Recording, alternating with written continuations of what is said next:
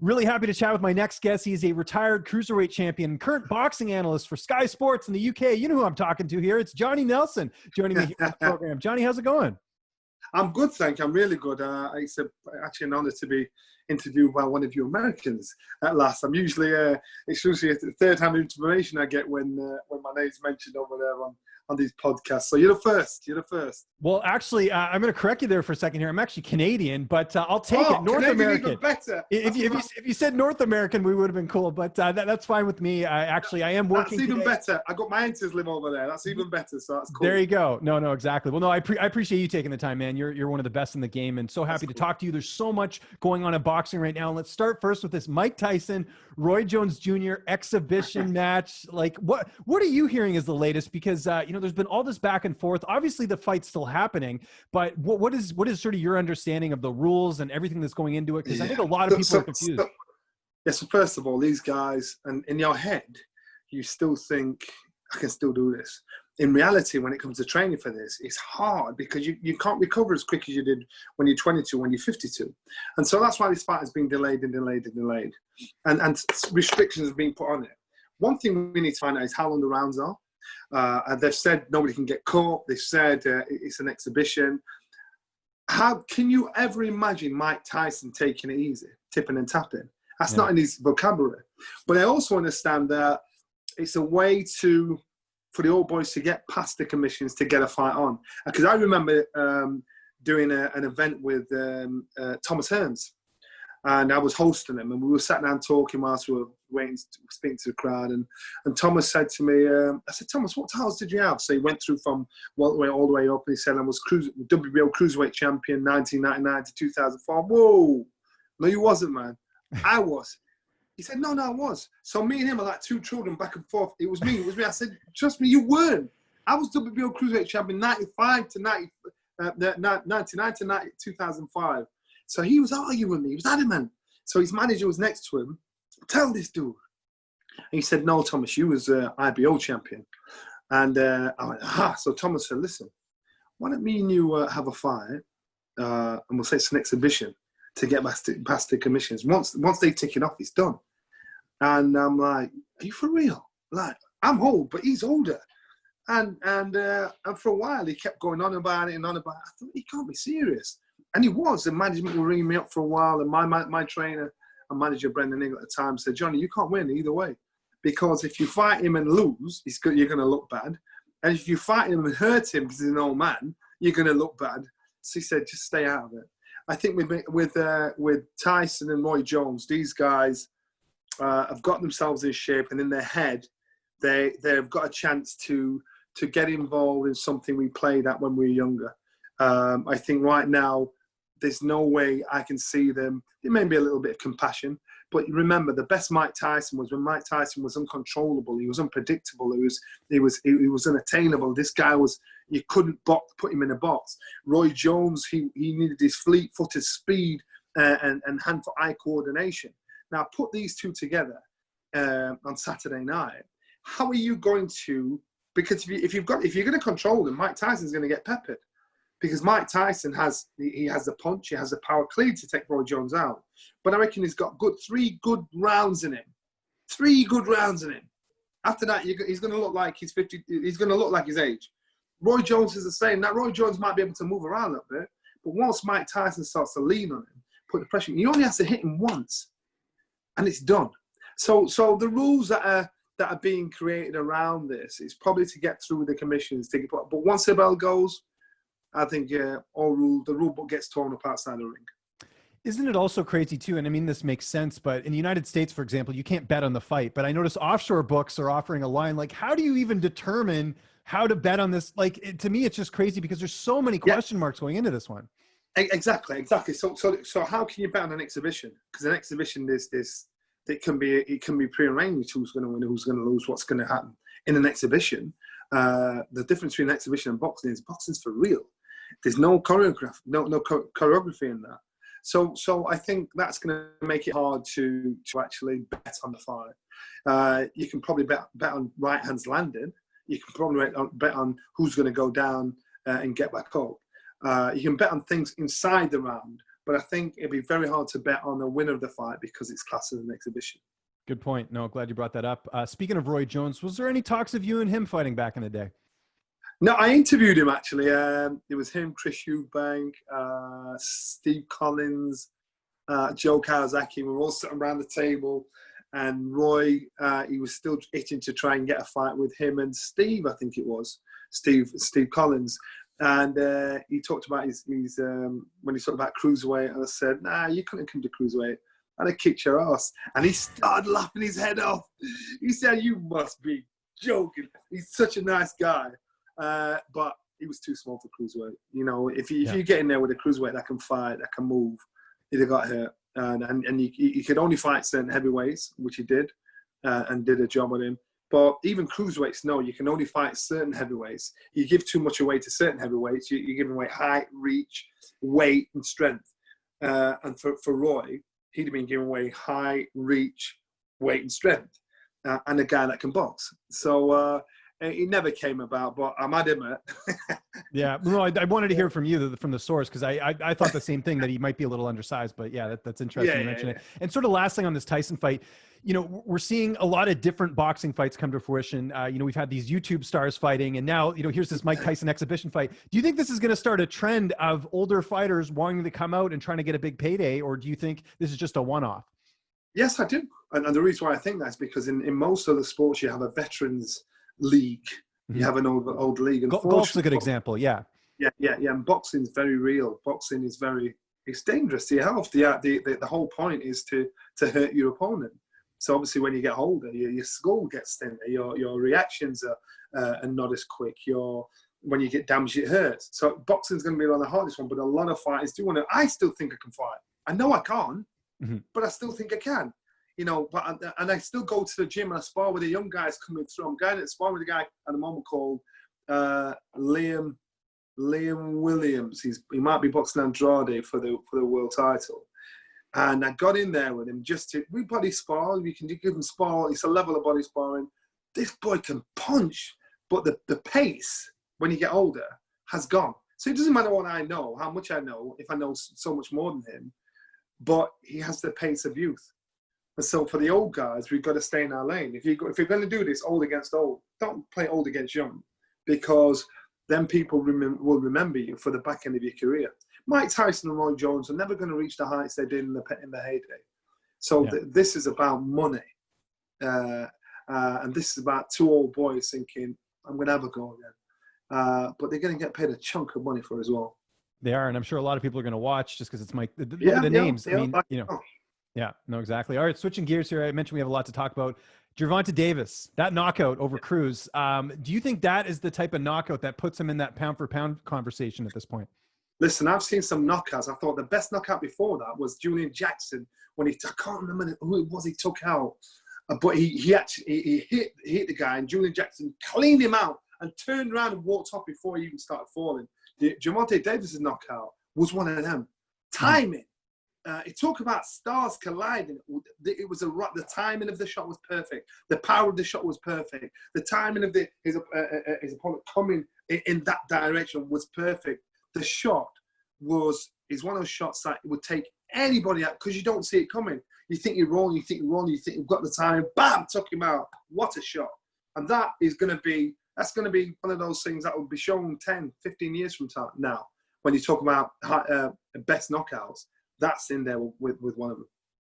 Who is on your top 5 pound-for-pound list? Just out of curiosity. I know it's kind of an arbitrary argument, but yeah. Well, just you know, your actual list right now. I just mentioned the knockout because I think that's what people think now puts him in that conversation of best pound-for-pound fighters right now. Do you in terms of your list, where does he rank, and where does some of the other fighters rank in your mind? Do you mean current fighters, or do you mean current fighters? Yeah, like right now. So you can go through all the divisions, and right now there's the argument between Spence and Crawford. I go Crawford. I think Crawford is the better article of the two.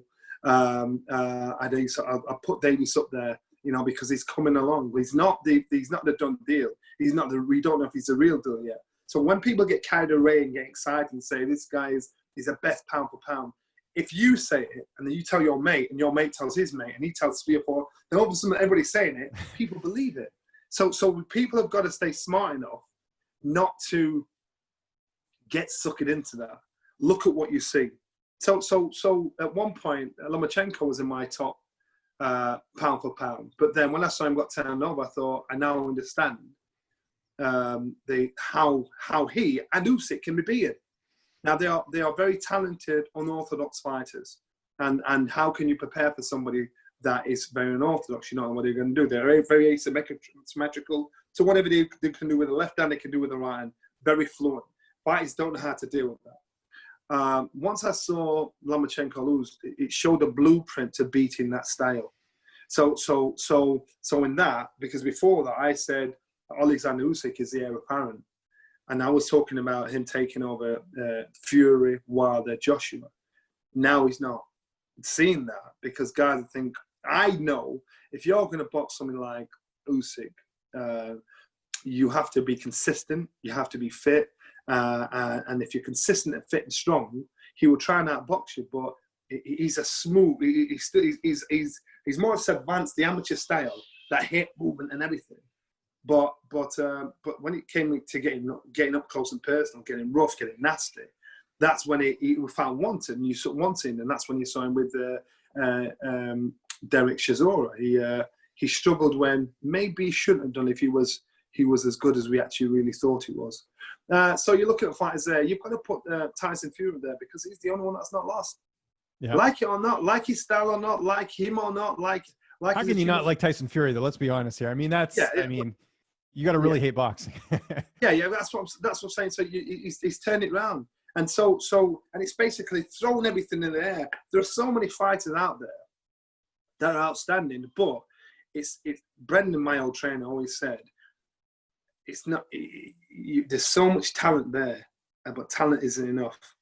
You've got to have character. You've got to have stability. You've got to have determination. You've got to have all the ingredients in. And there's so many good fighters that are out there, but unfortunately, you get distracted by life. By family, by friends, by money, by job, by people whispering in their ear. And that's what makes our sport so intriguing. Certainly does. No, glad I want to get some clarification. We could be here for an entire hour talking about pound for pound. It's an arbitrary thing, but definitely wanted to get your perspective on that. You mentioned Tyson Fury. Deontay Wilder, this whole conspiracy, the cheating. I know pretty much my reaction as well too. What did you think of that? Especially with how long after the fight he came out to say it? So I've been it seems like I don't like Deontay, but I do. I do like the character he's projected that we see. What I don't like is his behavior is contradicting the person he says he is. The reason why I say that is because we've not heard from Deontay Wilder, but we heard things from the camp. So therefore he could say, I never said that. Bad shoulder, suit was too heavy, this, that, and the other. But it never came out of his mouth. But if people from the camp are saying it, then sympathies, people think, well, maybe this, the globe, whatever. Then Deontay Wilder finally decides to say something around the time when Tyson Fury is waited for them two to be fighting each other. The fight's not going on, so he's just gone on with his own business. Then Deontay Wilder comes out. I personally think he won't fight again. And the reason why I think that is because he's burning that many bridges. And he's a fighter that's in the Who Needs Him club. He punches too hard, he's far too dangerous, and there's nothing, the risk reward is far outweighed. So if you was a fighter coming up and you had to fight Deontay Wilder or somebody else, you choose somebody else because this guy can bang. Not at one point has Deontay accepted any responsibility for his loss or for his performance. Not one point. So from blaming the likes of Mark Breland for accusing him for tampering with his water. To me, I'm actually surprised Mark Breland, which I don't think is that kind of guy, hasn't sued him because I know America is very litigious. And any smart barrister would say, yo, listen, this guy's defamation of character is ruining your rep. And so that's one. And so that's one. Two, the costume. He actually spoke, we heard it come out of his mouth. He spoke about the costume. I'm thinking, I've seen an interview before that when you say you train with a 40-pound backpack on every time you train. So all of a sudden that 40 pounds too heavy for you walking into the ring. So there's too many things that are contradicting. The fact that he wouldn't accept any responsibility for any part of his performance baffles me. So the final one is this about the glove game. Now, what I'm telling you as the next fighter, that means that Deontay Wilder's team members were conspiring against him, because the guy that had to go into Tyson Fury's dressing room and check when Tyson Fury's bandages were being done and the gloves were put on, he had to be on Tyson Fury's payroll to turn a blind eye. That means that Mark Breland had to be on Tyson Fury's payroll to spike his water. The officials had to be on Tyson Fury's payroll to turn a blind eye. Because what happens is you get your bandages on, you get signed. It gets signed. So it's signed and sealed by an official. Then you get your gloves on. They get taped up. That gets signed. And people are watching you do this from both the other camp and the officials, and vice versa. So when Deontay Wilder was challenged on that, he said, yeah. And he gave his boys a mouthful of saying, I've got evidence. You ain't got no evidence. You ain't got no evidence. Trust me, evidence will not materialize. The reason why I say you'll not see Deontay Wilder fight again is because Deontay Wilder is probably feels hard done by, because I'm trying to be sympathetic. If Deontay Wilder really believes all this has happened and all these things have happened at the same time and all these people have conspired and got together to get him out, if he really believes that, I can understand his pain. I can understand where he's coming from if he really believes that. But it's far too many things that are said in that argument that he contradicts himself on. So he doesn't really believe it. Yeah. So now Deontay Wilder might think, you know what, I'm going to do it myself. So he might want to promote his own show. He might want to pay for his own opponent to come through. But I think, excuse my French, he's pissed that many people off. I mean, outside the ring, the business side of our sport off. People think, you know, you're a great attraction, but we can't deal with you because we can't handle you. Because the stuff you're saying, it's not just a defamation of an individual. It's a defamation of our sport at the highest level. Now, if he proves that there was something in the glove, I will apologize. I will get down on my knees and say, yo, you know what? I'm sorry I doubted you. I'm sorry I doubted you. He's saying he's got proof. He's got no proof. He's got no proof. He's saying all the things that he's saying about Breland, about his arm, about the suit. I just listened to for one acknowledgement of his own actions. Just one. There wasn't one. Yeah. Which means this man has not learned his lesson, which means that he's still delusional in regards to where he stands in the heavyweight landscape. No, a lot of good points there. Can't disagree with really much any of that. So all that aside, though, would you like to see the trilogy fight with Tyson Fury? Let's say somehow there's some miracle and he, you know, I don't know, something changes. Is that still? I'll tell you what I think. I'll tell you what I think. Yeah. I think they had a deal. I think his people, the people that know his sport, have said to him, yo, you don't want to go in there again. Have a couple more fights and then do it. And he's fuming that they dare believe that Tyson Fury legitimately beat him. And anybody that knows, I know as an ex-fighter, I'm quite sure Mark Breland knows, none of those. If you go in there again, your career's done. Because this guy's not just going to batter you, you're going to end up face down. And so they were probably advised him. So straight away, if they're advising him to do, may take another pass, he may look at them as being disloyal. I'm the king. Nobody stops the king. You know, I go out on my shield. This is the mantra he's run out with. So nobody can tell him, because Mark Breland's one of the nicest guys you can come across. Most respected fighters, the trainers you can come across. If my man's dissing him the way he is and showing that level of disrespect by accusing him the way he's accusing him, to me, it completely baffles me. Would I like to see a third fight? I think each fight he's fought, Tyson Fury, he's got a worse beating. Would I? Yeah, I would. I'd see a third fight. See a third fight, because then I'd be curious as to what would be the excuse then. Very well said. Dillian Whyte, that loss. Do you think that kills any opportunity of him fighting Fury now? For now. And you know what? He got caught with a shot. He made a mistake. He was doing a great job. He got caught, and it was a good shot. He wasn't even a lucky shot. It was a good shot. He got caught with that one shot after beating the man up. he was prepared for the rematch. Obviously, Povetkin suffered with COVID, contracted COVID. I think it's down to, if he really has COVID, he won't be boxing until at least March, because I've had COVID now, and you can't breathe, and it takes you a while to get back into the mix again. It takes you out your stride, and if he's really had it, he ain't boxing until March. If he used it as an excuse to get over the beating he was kind of taking up to the knockout, then I get that. Because he needs to get over it, because he was getting a bit of a shellacking. And so Dillian needs that. He needs to try and right what he classes as the wrong. It was a great show. And listen, I was there, and we can't have crowds in at the moment. I've never heard quiet go so quiet. There was no crowd, there was no noise, it was quiet. Then when he got knocked out, it was quiet. And it was a shock. It was people like stopped breathing for that split second. And it was, and maybe the reason why a lot of people here in England, at least, were so aghast is because Deontay Wilder's, because Dillian Whyte has waited so long for his crike. Over what, 1,000 days he'd waited, and all the unjust and all the nudging and pushing and ignoring. He's taken fights that people saying he shouldn't take. And then you think, oh man, that's just not fair. This guy has no luck.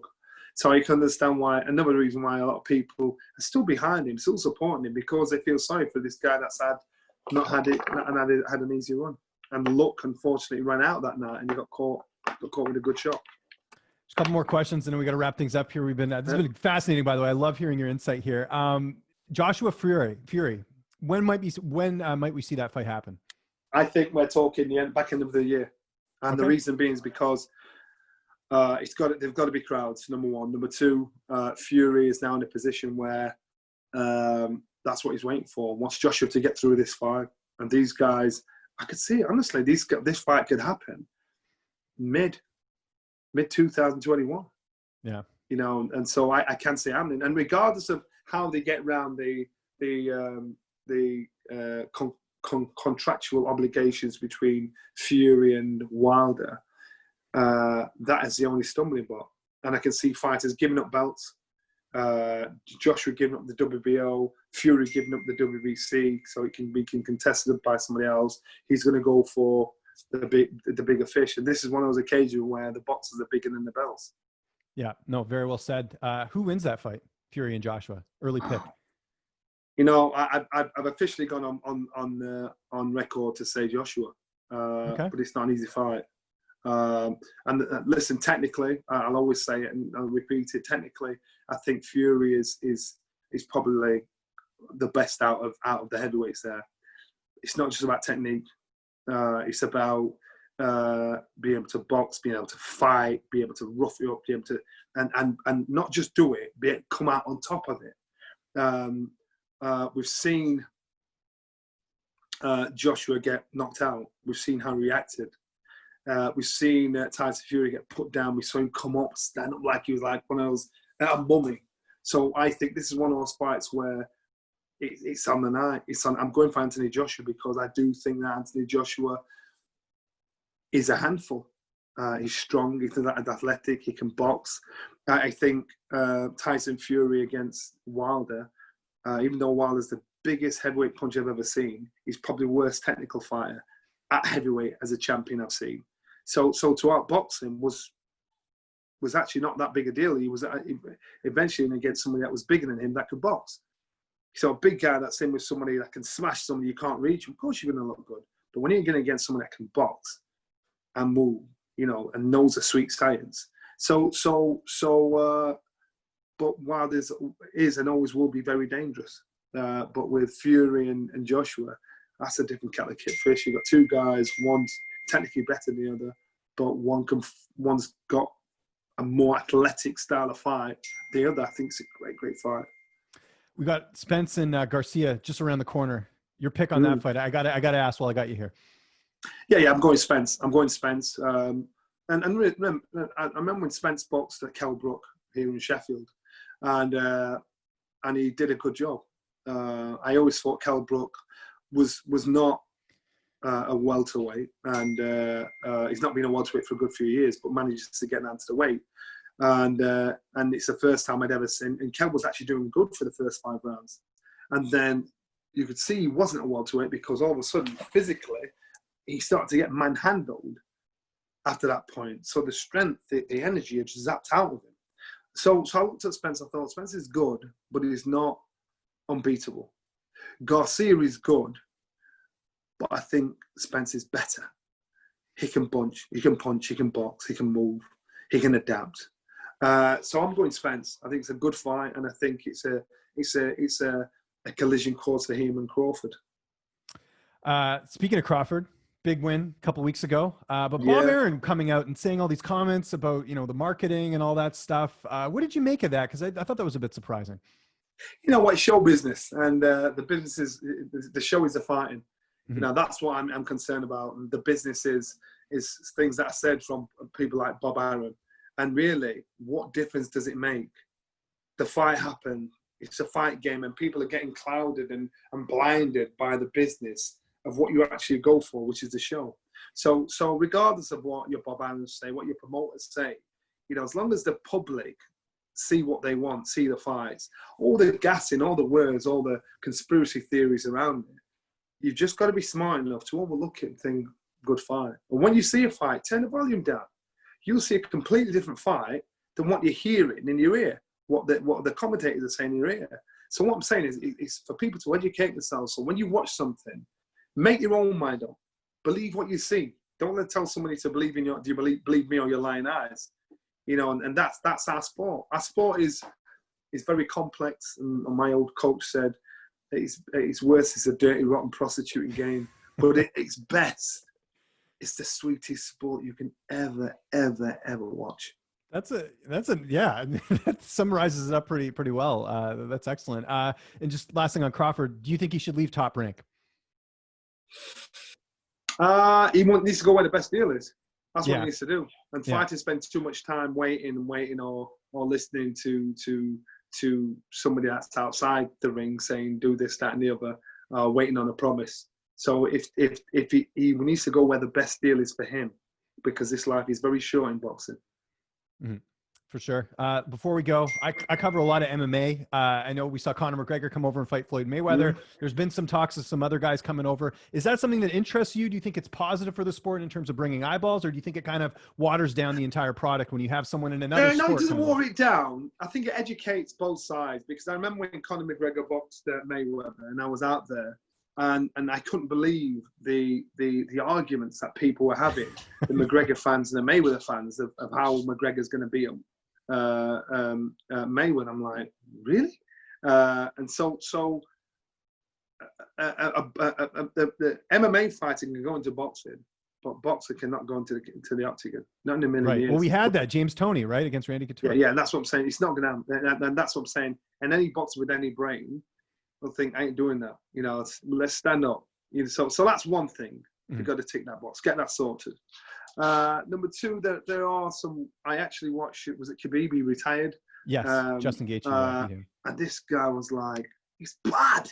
He was on it. He was on point. It was an emotional farewell. Obviously, he didn't want to fight without his father in the ring, and it was a great story. I think MMA is the stories behind the fighters. It's number one fighting number two, and that's why in our boxing game we need to be careful, because we'll lose credibility if we don't start doing what's right and give men chances that should have one. And then sort of on that same note, I don't know if you're familiar with Cris Cyborg. She used to be in the UFC. She's now over in Bellator, which is like a rival promotion. But there's been talks about her going into boxing because she's just such a big name in MMA. And we're hearing, obviously, they're trying to make these big fights in women's boxing. I know the UFC is trying to get involved with Zuffa boxing or whatever they're calling it. Do you think that would be a good move? Like I said, I don't know if you're familiar. It could be a good move. It could be a good move because in women's boxing, there's no in between. The elite, like your Katie Taylors, yes, people, outstanding, on point. But then anything below that is pure novice. And Cris, I think Cris will come in there at a level because she's fought. She's had close combat. She knows how to handle herself. So for her to do that, she can dip her toe in the water because there's not enough depth of experience for her not to. And I think she'd do pretty well at boxing. And the nice thing with her being in Bellator now is she can take those opportunities, whereas with the UFC, their contracts are really restrictive. Bellator is pretty liberal when it comes to letting their fighters go and take other opportunities. Again, unfortunately, it's the business. For sure. No, I get it. It's about the brand. Yeah, exactly. Yeah. The model's a bit different, just for those who don't know. Yeah. UFC is the brand. Boxers, it's you're the brand, right? For the most part. Yeah, that's right. I know there's commissions and stuff, but that's a whole other topic. Johnny, we went way over time. Thank you so much for doing Pleasure. this. This was so much fun. And anything you want to plug, any social media and anything at all, the floor is yours, sir. No, listen, the pleasure was mine. And give me a follow on, what's my I'm going to look you up. I'll follow you right after this. Yeah, let's stay in touch. Banging up there. Just give me a follow. And I don't mind if I can answer your questions, I'll answer your questions. But anytime, I'm good.